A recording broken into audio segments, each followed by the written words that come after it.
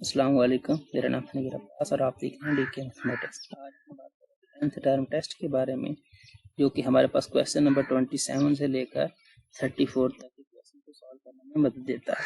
सबसे पहले हम देख लेते हैं कि nth टर्म टेस्ट होता क्या है।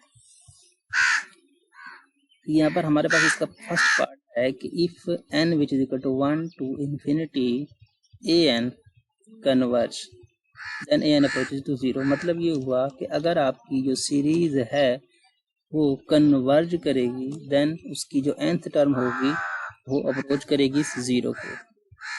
अगर सीरीज कन्वर्ज करती है तो उसकी जो nth टर्म होगी वो 0 को अप्रोच करेगी। इसका उलट जो है वो ट्रू नहीं है, हो भी सकता है और नहीं भी हो सकता। मतलब ये हुआ कि अगर किसी सीरीज की जो nth टर्म है वो 0 को अप्रोच करती है तो ये लाजमी नहीं होगा कि वो जो सीरीज है वो कन्वर्ज करे। हमारे पास सेकंड पार्ट के the nth term test for divergence. Summation n which is equal to 1 to infinity an diverge if limit n approaches to 0 an fail to exist or it is different from 0। मतलब ये हुआ कि आपकी series diverge करेगी अगर आपकी जो limit है nth टर्म की वो एग्जिस्ट ना करे या फिर 0 के अलावा कुछ भी हो।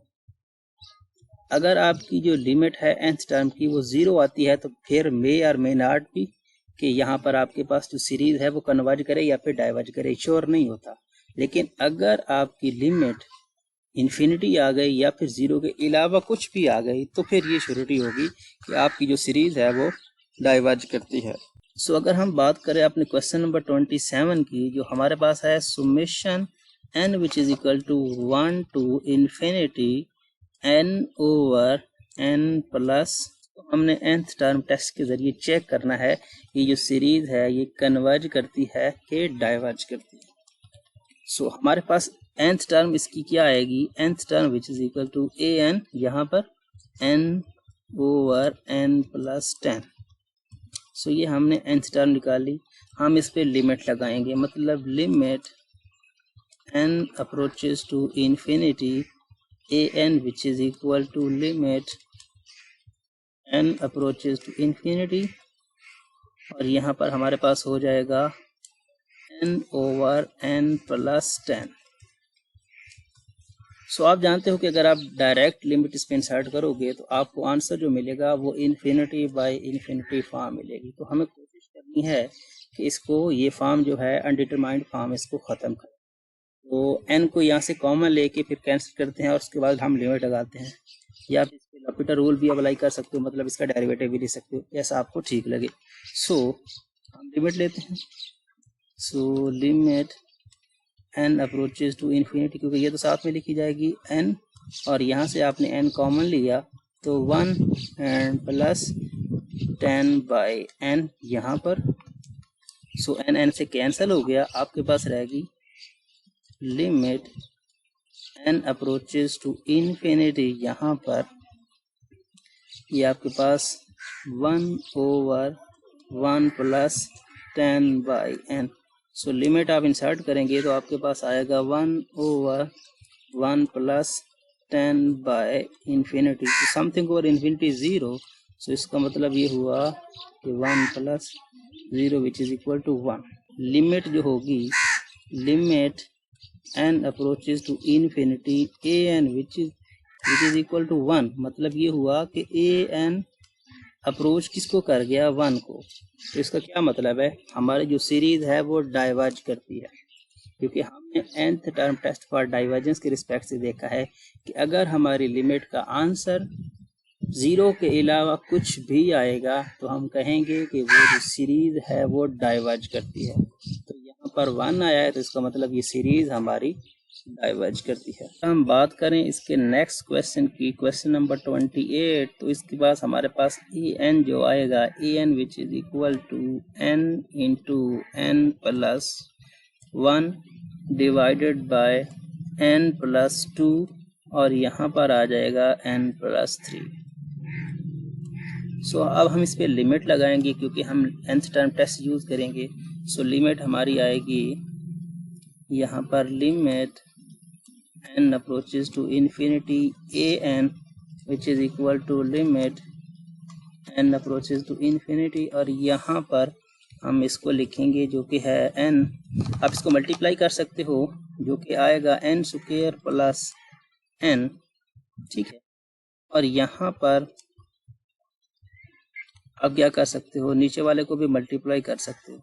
नीचे वाले को मल्टीप्लाई करोगे तो आपके पास आएगा n square plus 3n plus 2n and यहाँ पर आ जाएगा 6।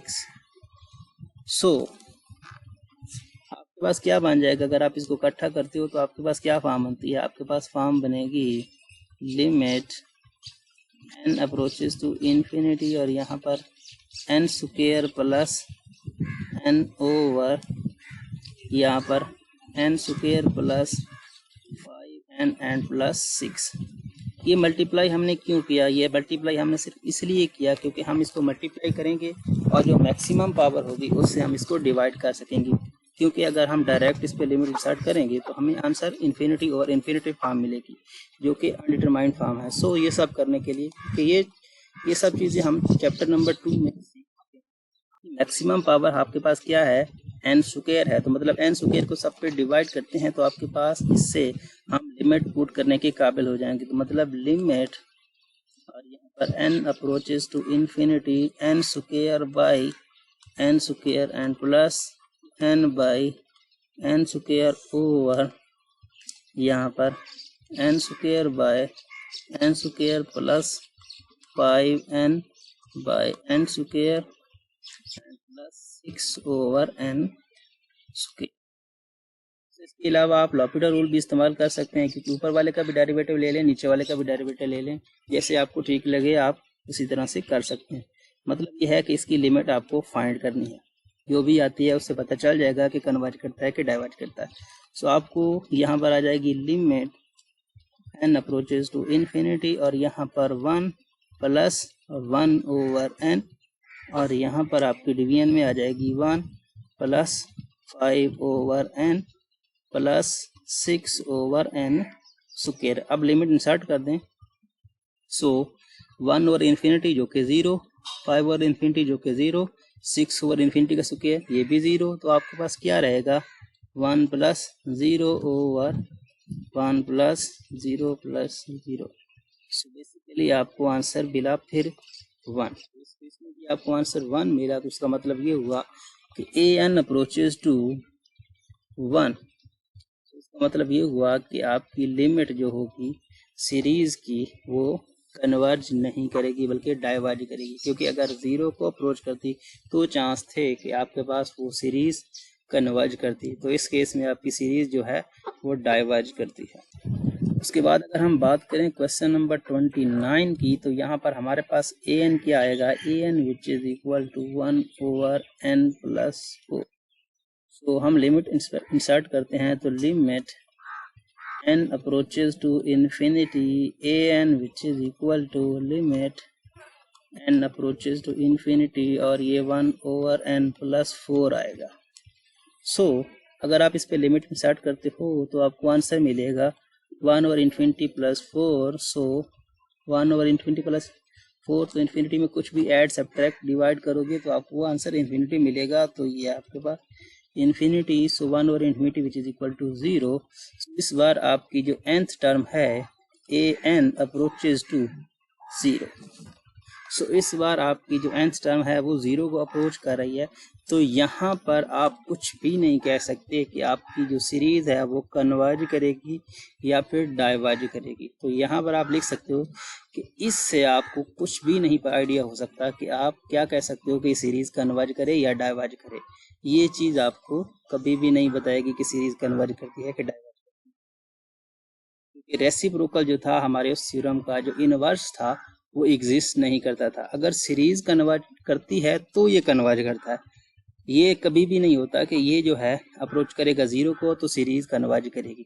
तो इसका मतलब यहाँ पर ये टेस्ट आप अप्लाई नहीं कर सकते। अगर हम बात करें क्वेश्चन नंबर 30 की, तो यहाँ पर हमारे पास an which is equal to n over n square plus 3। तो अगर हम इस पे लिमिट लगाएं तो limit n approaches to infinity a n which is equal to, यहाँ पर limit n approaches to infinity और n over n square plus 3।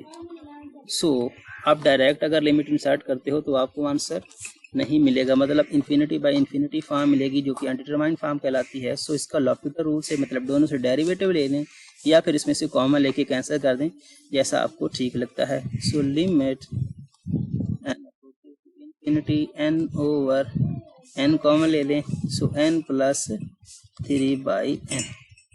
सो यहाँ पर आपको क्या आंसर मिलेगा, n से कैंसिल हो जाएगा।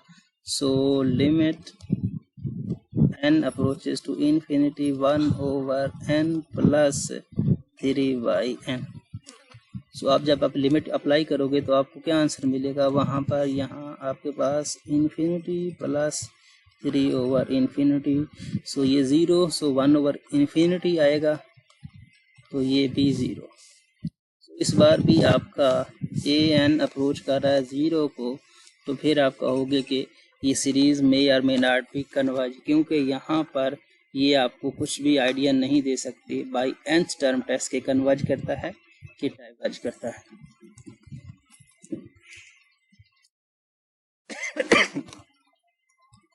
उसके बाद अगर हम बात करें क्वेश्चन नंबर 31 की, तो यहाँ पर a n which is equal to cos 1 over n है।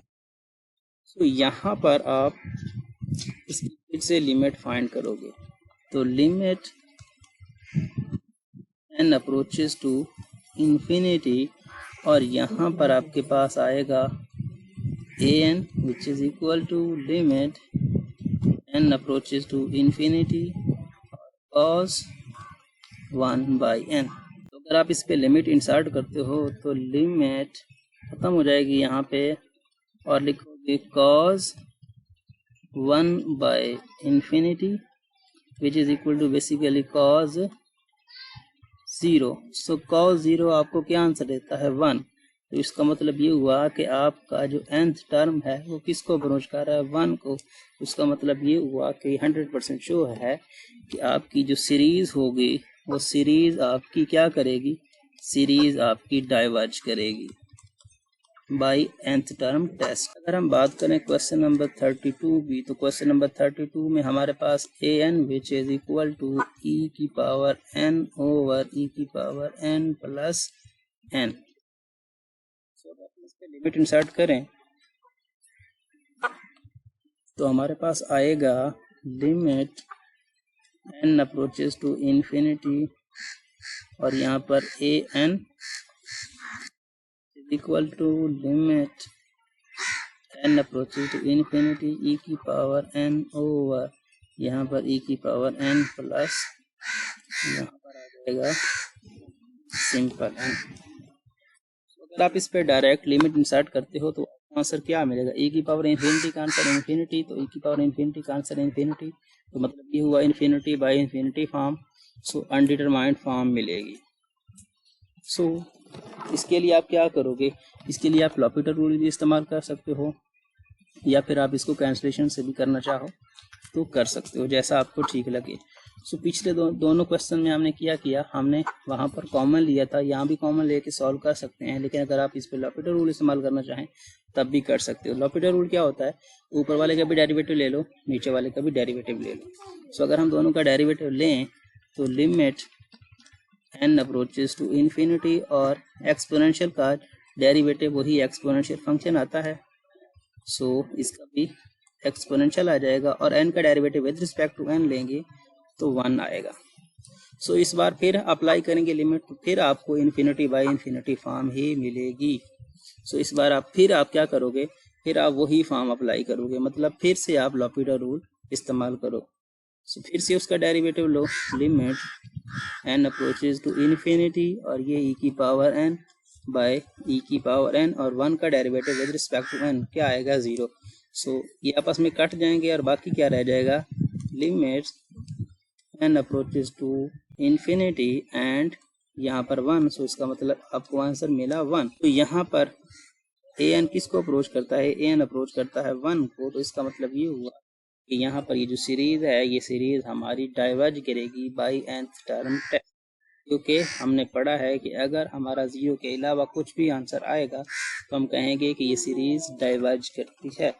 बात करें क्वेश्चन नंबर 33 की, तो वहाँ पर हमारे पास an which is equal to ln, यहाँ पर है मतलब natural log 1/n। So limit apply करेंगे, limit n approaches to infinity, और यहाँ पर आपके पास an which is equal to limit n approaches to infinity, और यहाँ पर लॉन 1/n। हम लिमिट अप्लाई करते हैं तो लॉन 1/infinity मतलब लॉन 0। सो लॉन 0 आपको आंसर देता है, लॉन 0 आपको आंसर देता है नेगेटिव इन्फिनिटी।